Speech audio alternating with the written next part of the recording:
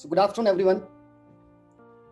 It is an absolute honor and a great pleasure to be part of this call today and to have you all amongst all of us.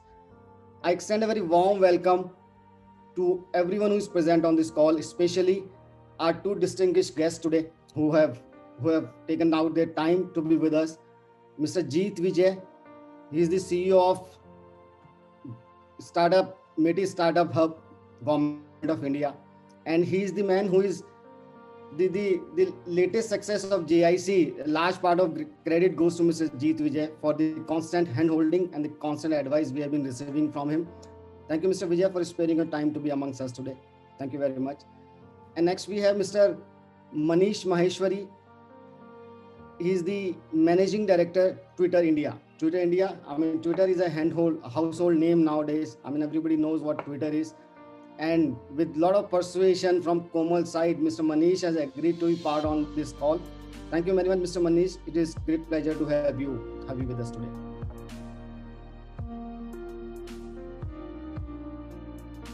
We are committed to the entrepreneurial ecosystem in the system or in our campuses.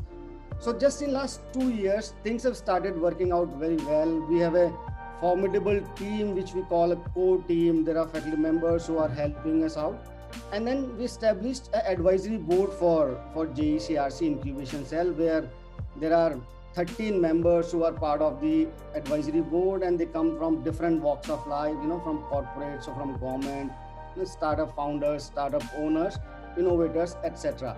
And they have been advising us that how do we take things forward. And with the result of last 18, 19 months or 24 months, we have produced 16 startups from our own campuses. I mean, to me, that number doesn't look that impressive, but then what has happened in the campus is that there's a fantastic ecosystem which is around. So maybe if I look forward for next 2 years, I'm very sure we would be able to produce double the numbers in next 2 years. And I wanted to believe that 15-20 startups in a year from an academic institution is a good idea. That's where we are working towards.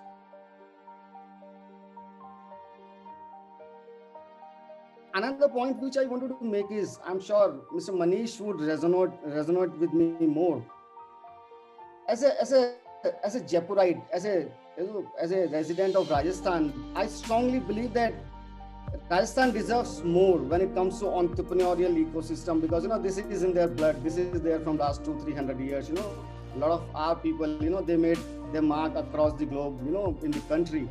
But then when we rank Rajasthan in terms of the startup ecosystem, the entrepreneurial ecosystem in the country, we feel bad that we are rated at a lower pedestal. So I would rather the JIC team or the JECRC leadership team, we are all working very hard in order to make sure that if not on the top position, but Rajasthan should be amongst the top 5 states in the country where most number of startups are being produced.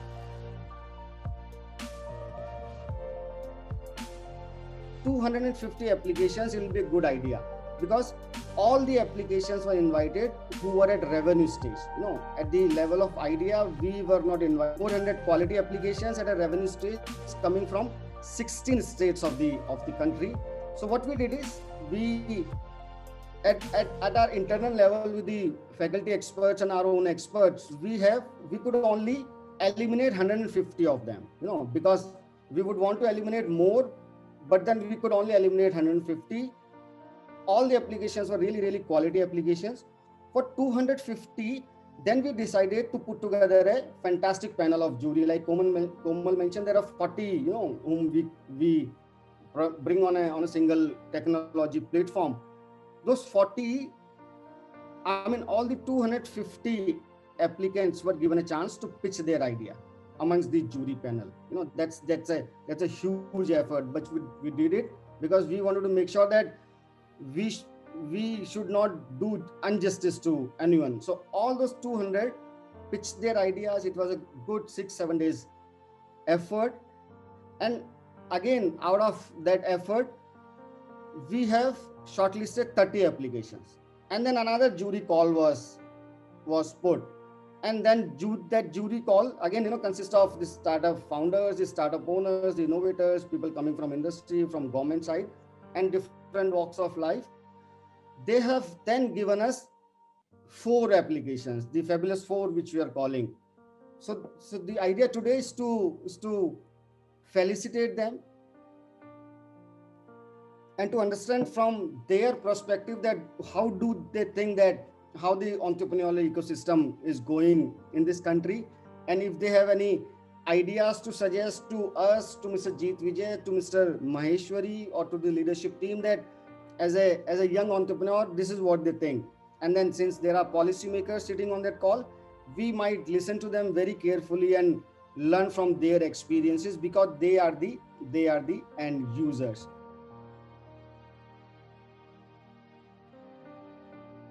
I would just like to mention here that both these dignitaries belong from Jaipur, and that is another testimony of the fact that how much potential this place holds, this land holds. And I am now, after hearing this, I am all the more convinced that we are working in the right direction, working on the state of Rajasthan and the incubation space, because if such dignitaries are at the helm and taking lead, in world-class corporation, this gives a lot of conviction. So we all are really happy and proud that sir, both of you belong from Jaipur.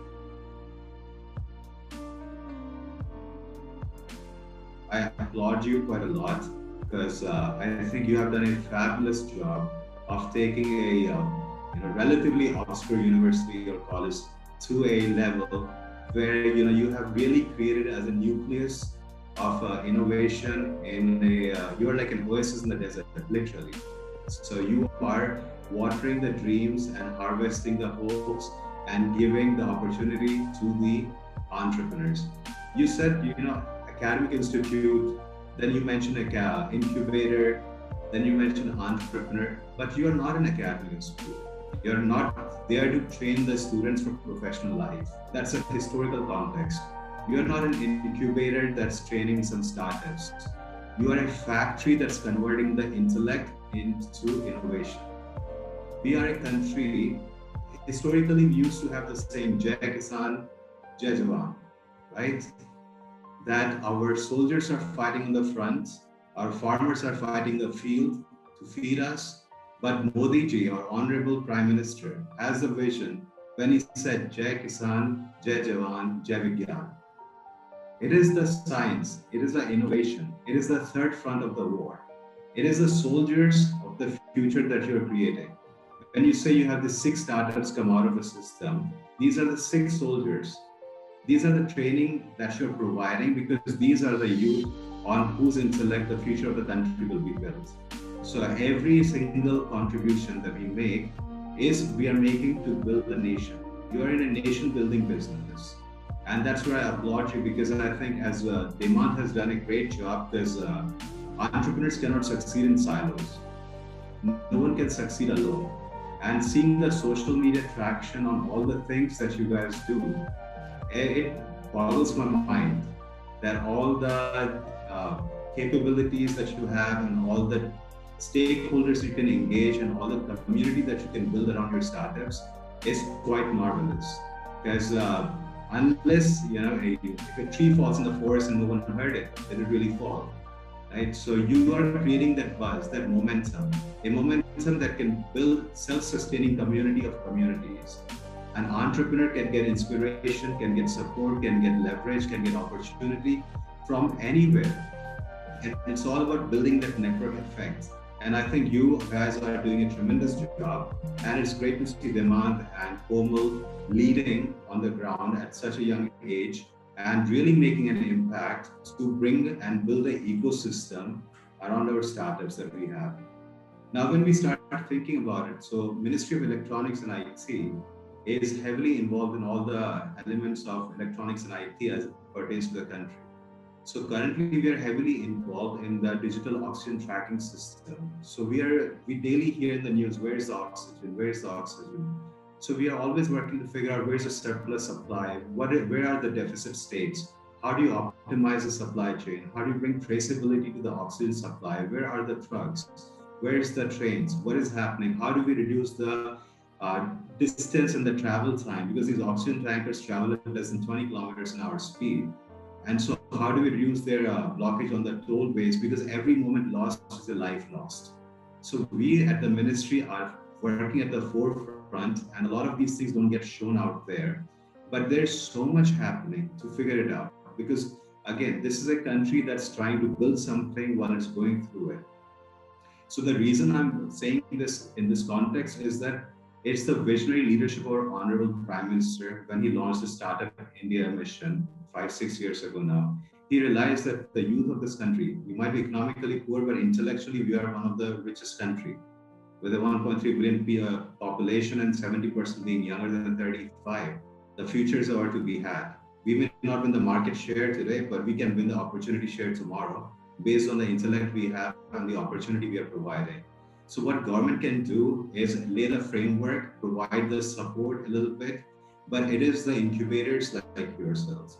It is the delivery partners like yourself who can actually coalesce a community around these initiatives and provide the much needed support to the young budding minds and the hungry kids of our country who are busting at the seams to build something for themselves and for this country. So I greatly applaud you for that part. Now, under this Tide 2.0 scheme, I would like for our entrepreneurs who are here on the call to think that India is a land of opportunities today. From Shikshit Bharat, Sashakt Bharat, Surakshit Bharat, Swachh Bharat to Atmanirbhar Bharat, right? How do we build that Bharat which is self-sustained and self-efficacious in every way? Anywhere you look, there's an opportunity for improvement. There's an opportunity for enhancement. There's an opportunity for efficiency creation. There's an opportunity knocking at the doors. Now, how do we actually look at everything that is happening and say, okay, I'm not going to get dejected by what I see, but I'll take this as an opportunity to improve something. Is this the best we can do in the when our people are dying? How do we improve things? And this is where health tech, med tech, agri tech, any field you look at, there's an opportunity to be created something. Now, Tide 2.0 scheme is one of the initiatives of the Ministry of Electronics and IT, whereby we look to provide funding support to startups under different levels, ranging from a EIR grant, which is idea level for entrepreneur residents. Then we provide a little bit of funding for our product and prototype development, which we're discussing today. And when a startup is actually ready to scale, we provide up to 40 lakh in funding for scale. Now that's just 3 of the things. Then we even do IP reimbursement. If someone is filing IP, we pay for it. Aside from this, we are launching an accelerator scheme to accelerate startups. And aside from that, we have EDF, Electronic Development Fund, which is a VC fund of fund. And we are also launching another fund called Digital Product Development Fund, which will be focused on developing digital technologies at scale. So we are not always reliant on the Western technologies, the software product space. So the Ministry of Electronics and IT in itself is doing quite a lot to provide funding and fill all the gaps in the value chain that exist in the ecosystem when it comes to the needs of the entrepreneur. And this is just one of the ministries. If you look at what Startup India did, where I'm honored to be part of the committee under Honorable Piyush Goyal sir, we are launching a 1,000 crore seed fund for startups.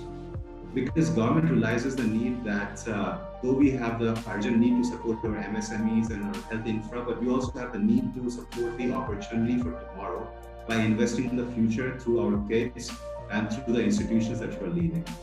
So quite a lot of funding is coming from the government. And where I want to tell the startup is that today you're selected in this program. So this is not a win. This is the beginning of the journey. This is a validation of the idea you have, and it has been screened very strictly. You have been selected, so you should be proud of it. But now it is a responsibility that you have to take that and convert it into something that's societally benefit and economically viable, so that it can actually make an impact not only in your lives, but in the lives of the country that we are living in. And once you scale this project, there's more funding available. So it's a carrot kind of approach. You know, you get a little bit as you move on. And when you enter the real world, that's what a VC will do with you, right? That they will want to see you, they'll give you funding in tranches, and they'll see where you end up with that. Milestones are the key to life. You got to set tight goals, tight deadlines, and outcome-focused results are what is needed. And if the idea is great, funds are always available. So my only request is that for our startups, that look, there's a plenty of opportunity. There's a plenty of funding. There is a ecosystem that is being built by institutions like JECRC and Arpit Agarwal sir, who's so actively involved in this, that anything that you can dream, you can actually do today in our country. We don't have to run to US to get access to the resources and exposure to the environment. This is what was lacking in India 20 years ago. Today, you can be an entrepreneur and be successful in India and still raise money in US. Everything world has become very dynamic and very fluid. So don't be constrained by the city you are in, don't be constrained by the degrees you have, don't be constrained by the limited confidence you may have. You are the builders of the nation and anything is possible. It's only the visionaries who create the future. And I think our Honorable Prime Minister has done that when he started Startup India. It's Arpit ji who's doing it when he started this initiative to create Jaipur as a hub. And I know our chief ministers over there are doing as well. Everybody's involved in the ecosystem. Now it's the responsibility of the entrepreneurs who are on the call to take advantage of the resources that are available in the ecosystem and reach out for it, access it, demand it, want it. You have to fight for your right and you have to build your own career and your own country. Because anybody, our soldiers on the front, farmers in the field, but any individual with an opportunity of success has a responsibility to succeed. If you're given the resources, you are lucky today. There are so many millions who don't have that opportunity. So if you are here today, you have the drive, you have the desire, you have the opportunity. So let these moments not be wasted and let these opportunities not go by without learning. And let's remember that we are at a war and this war can only be won if we think about the future. Today is what today is, but tomorrow will be built based on what we do today. So let's learn from this and let's build on this. And let's appreciate the blessings that we have, that we are sitting here today and not suffering through a crisis where so many millions are doing right now. So let's keep them in our prayers and let's hope that we can do something bigger and better and put India in its rightful place as we move forward. So truly amazed by the work that Jeet and his team are doing at METI. And I think one thing that really struck me was he talked about digital oxygen tracking system and traceability. And I think clearly there is so much going on in the country. So I'm so grateful that there is so much effort happening from his team and the larger team. Plus many of the points he mentioned about, entrepreneurship and other things I fully endorse. So with that, I just wanted to start by saying, Jaipur is my hometown and I wanted to be physically there, so I couldn't be there. So the least I could do is put a background that talks about Jaipur. And I think I also want to thank Komal. I mean, she reached out to me multiple times and I ignored her many times. But I think something clicked and I just said yes. And I think that's why I'm here. So I think perseverance pays. And I think you should never take no for an answer. And I think that's another lesson I would say. And I also want to thank Mr. Arpit Agarwal. I think doing something is very commendable.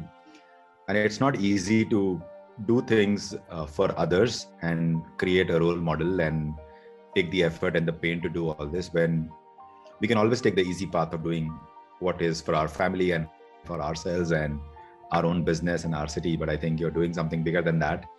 And I always respect people who sort of take the path less traveled and do more things and do things for others. So that's quite inspirational in my mind. I think I'll talk about two things. One is about the current environment and I think, what we are doing.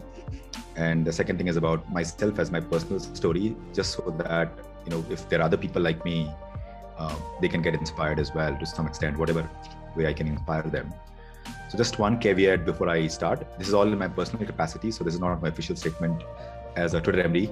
And I am from the media background, so I have to put that disclaimer because, things get reported everywhere. And I would request anyone to not take a screenshot and I would request anyone to not quote me because it's a closed door session. So I'm hoping the Chatham rules will apply, and I think we'll just keep it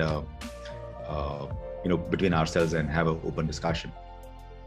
So clearly, I think if I look at what's happening, I think it's a tough time for everyone.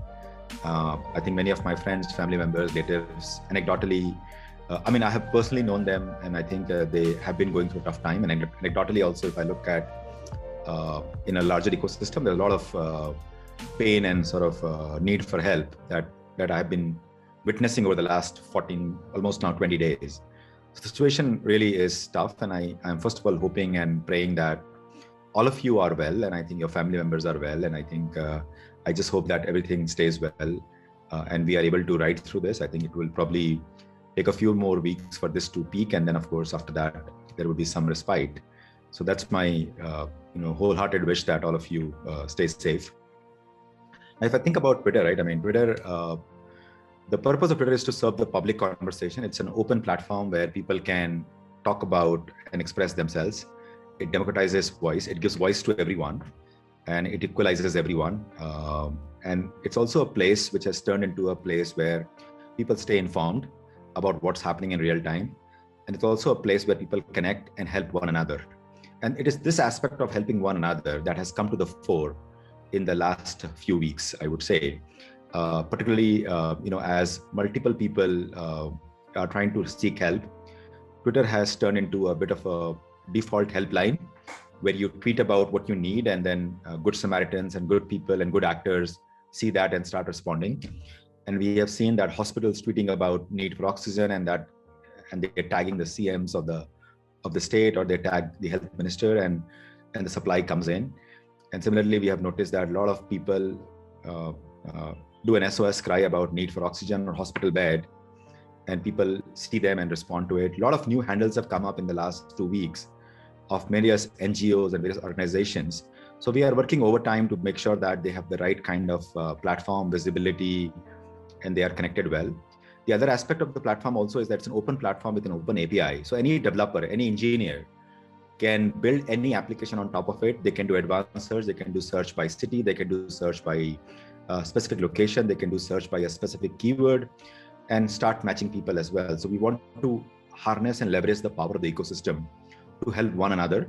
And I think our view is that as we enable interactions and conversations and sort of connect people, the world becomes a better place because it has more resources, it can share learnings, and it can solve problems. And that's what our endeavor has been.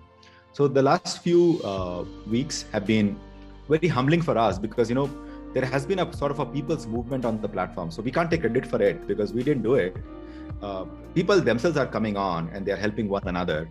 And we are just so much in awe to see how well, this entire ecosystem is coming together to help one another. And that really makes our heart swell with pride that we are able to do that and we are able to enable that, right? So that's where things are as far as Twitter is concerned. Now I want to switch the topic and talk about my own personal journey. And I know that more than 300 people have dialed in, so that's a really large group. So if this was in a physical setting, I would probably get nervous, but it's a virtual setting. So I think I can look at this blank screen and just 4 or 5 faces here, and I can feel like it's a cozy and intimate setting. So let me be more open here, right? So I belong to a ordinary middle-class household in Jaipur. I think my father still lives in Mahavir Nagar in Tonk Road. And I went to Maheshi Public School, which used to be in Tilak Nagar in those days, right? I think it has moved to a different location now. Mr. Ashok Gupta used to be the principal in those days. So clearly, one thing I noticed very early is that education is a great way to unlock your potential and also move to the next trajectory. I mean, and educating myself was the only tool I had in those days, and that's the only thing I could do. So I realized that education is not just about books and classes, it's also about keeping an open mind and being very open to new possibilities and looking at world in a way that is unique from your point of view, and also creating an impact with that uniqueness, right? So from after doing my 12th from Jaipur, I went to Delhi. I did my undergrad, and there, of course, it was a new experience for me, my being in a capital city of India. There also, I contested college elections. I became the editor of the school magazine, and I made many mistakes as leader, right?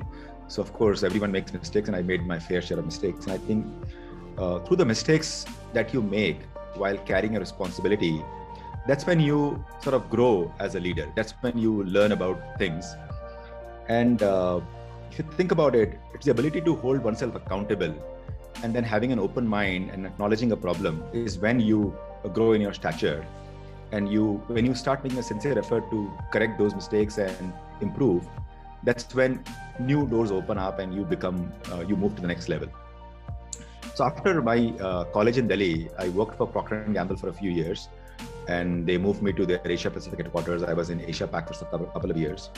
And then I applied for my MBA program like many people, and I was accepted at the Wharton School at the University of Pennsylvania.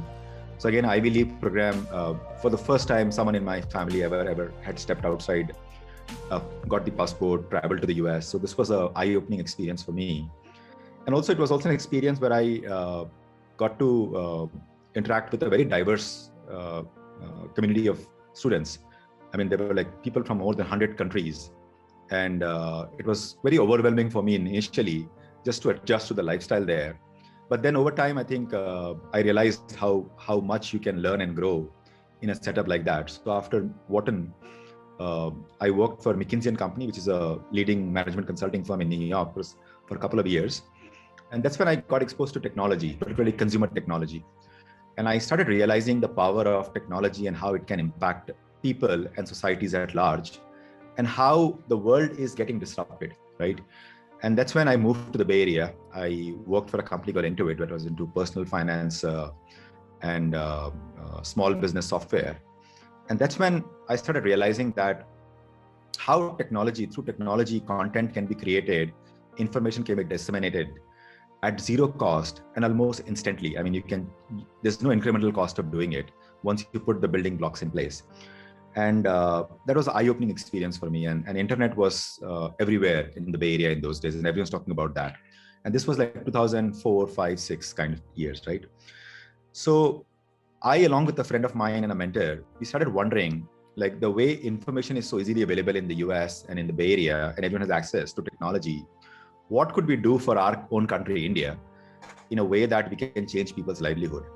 And that led to the creation of a technology called TextWeb, which was a text-based mobile application platform.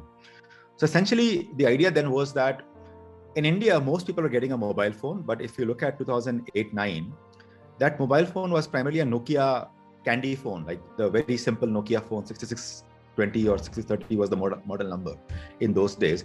And those Nokia phones could do only two things. They could make a voice call and they could do SMS. Right? And they had no smartphone abilities and they had no internet. But because they had voice call and SMS, they were connecting everyone. And people were sending SMS, and SMS was a big craze in those days, right? So we said that, okay, why don't we build a SMS or a text-based platform on which any developer could build a simple app.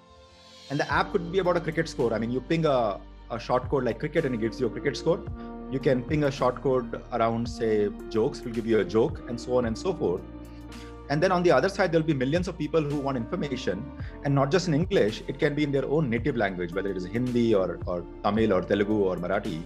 And why can't we enable a Unicode system so that any content creator can create content and deploy on it, and we can have a common keyword to resolve it, and then anyone can then sort of consume that content. And that led to this TextWeb, which then became one of the largest text-based app platform. We signed up with all the major carriers in the country. In those days, Airtel used to be the biggest one, and then Vodafone, etc., and Spice, and etc. And it became quite popular.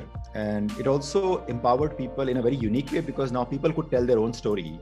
So a local person in a small town could talk about the harvest prices in that local community or local mandi. A student could put the timetable of a local college. A local administrator could put a bus route so that other people can get access to what bus are plying. Fishermen started using it to discuss prices of their latest catch. So quite a few interesting innovations happened, right? And this is the reason I also came back to India. In 2011-12, I moved back from Bay Area to Bangalore. And this was quite a heartwarming experience for me, because I saw the power of technology and how a little bit of technology, when applied to a problem in India with scale, can lead to a tremendous impact on the livelihood of people, right?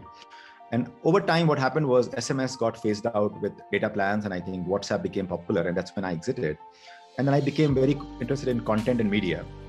And I worked for Flipkart for a little while, but then I took on as the CEO of Network 18 Digital, which was one of the largest conglomerate in India, with brands like CNN and CNBC and First Post and Money Control. And fast forward to now, Twitter.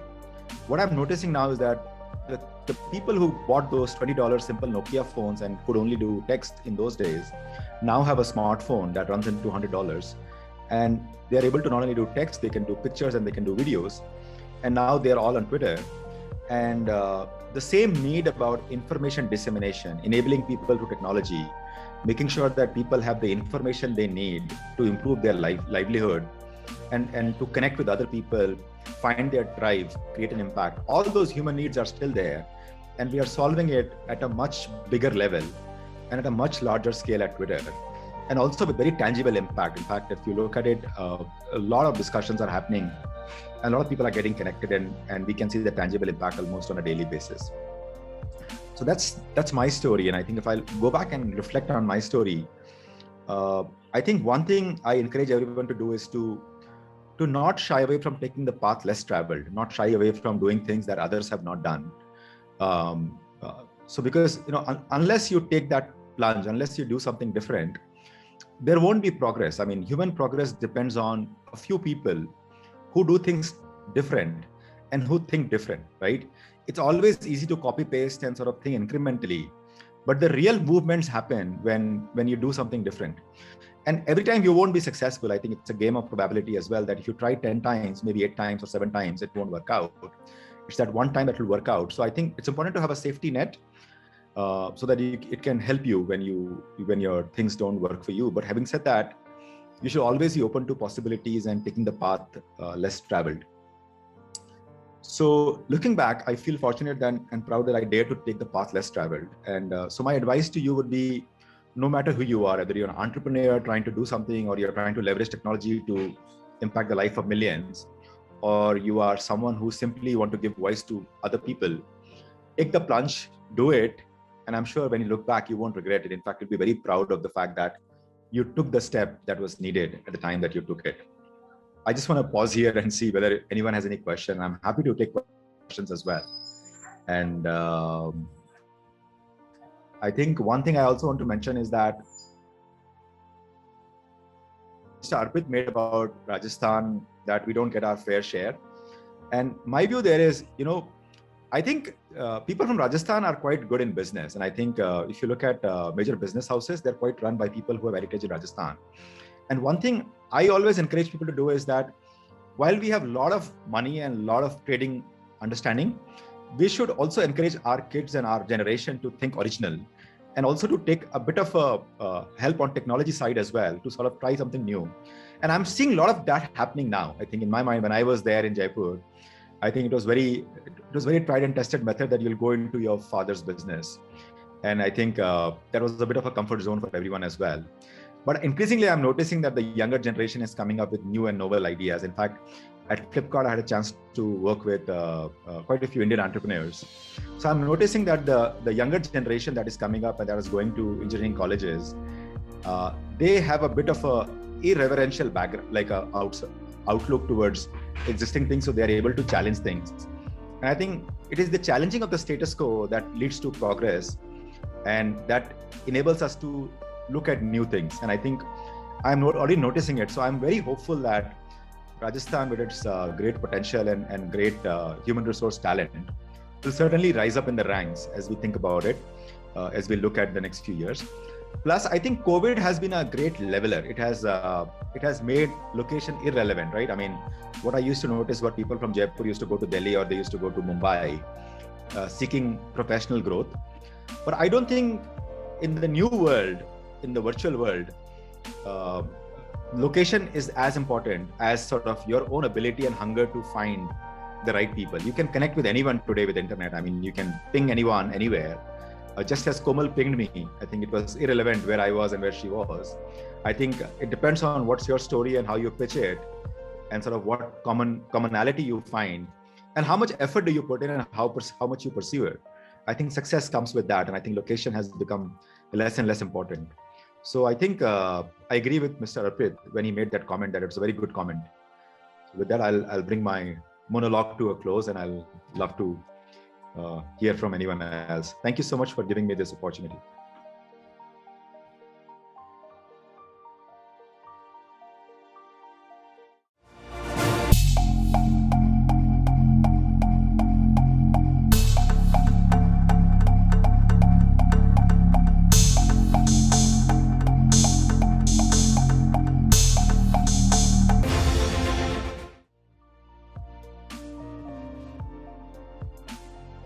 thank you everyone, and especially the JCRC team for selecting us for the TIDE 2.0 grant. This grant will actually help us complete a prototype and commercialize this product. So talking about the product, we at Aloe ESIL have created aloe vera batteries, which are 1.5 times better than the existing zinc carbon batteries, and also 10% economical in cost. Talking about my journey with this program and JCRC, to be very true, it has been actually a cakewalk. Also, kudos to the team members who worked hard day and night in making this a huge success. The best part of this program was that everything was covered in a lack of time, without making us wait without making us wait for days for the result. The valedictory is being conducted today within a month of our first presentation actually. Hope the same promptness in the further journey. Also, the grant amount that will be helping us to complete our product on few technical aspects, making it market ready so that everyone can use those batteries. Lastly, each of us is fighting with the COVID crisis in their own way. So just wishing powers to everyone so that everyone comes out smiling after beating this pandemic. Thank you so much. Thank you so much again, Komal ma'am and the entire GCRC team for spending so much of time and organizing such a great event. And as Nimisha also mentioned, really this was like a cakewalk. And I remember the time when we started filling in the application, and I would like to say, Komal ma'am, it was not like you people grilling us, but it was we people improving each and every day. By the time we were making pitch decks as per your references, and by the time we were making pitches to the respected jury members and the mentors, and whenever it was like we were doing a pitch, we learned something or the new. We learned something or how we can make our product better. We learned how to make the marketing aspect better. So it was really a great journey. And basically, so I just forgot. So we are basically a design technology company, and we wish to make the unorganized sector of event technology to an organized way. And as sir was also talking, Manish sir was also talking about how it has become, the COVID has made everything digitalized and made so much easy for all of us to communicate. So we are working on the same domain to basically digitalize the events, to basically make the use of technology into the events and become one of the leading event technology platforms. So that is what we're trying to become. And this grant, which we will be receiving from the TIDE and JCRC team, will really help us make our product more mature, more robust, and it will also help us to expand into the international markets and to the other parts of the country. So thank you so much. Thank you so much.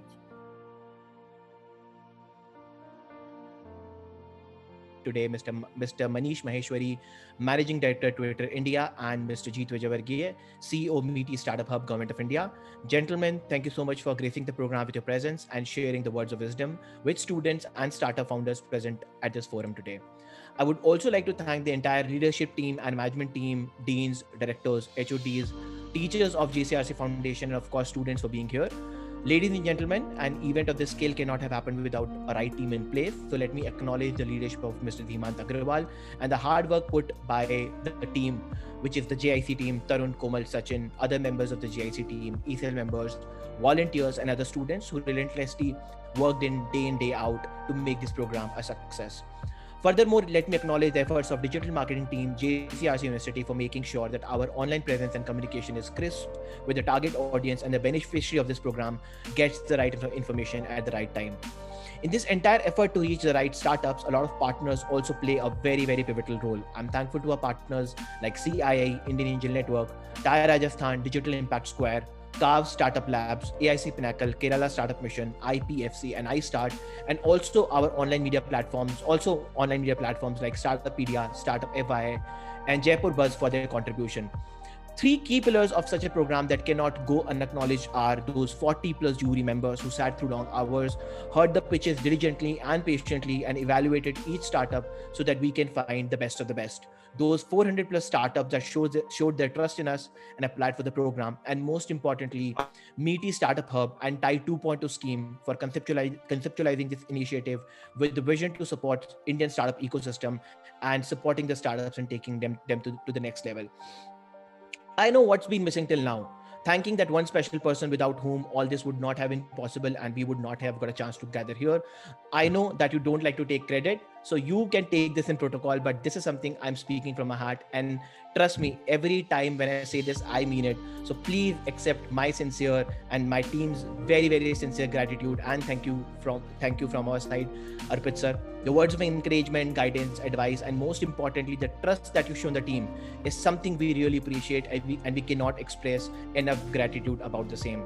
So by far, you know that I can go on and on and on, but let me quickly sum my formal word of thanks for everybody. I'm grateful for each one of you for being here and bestowing your trust upon us. And I promise you that the next edition of TiE 2.0 will be bigger, better, larger. And I can promise you that with this formal end to my thank you note, once again, thank you so much for giving us this opportunity. Thank you so much for being here. And I wish all of you a great evening, ladies and gentlemen. Stay at home, stay safe, and stay blessed. And with that, I end my formal thank you note. So thank you everyone for being here.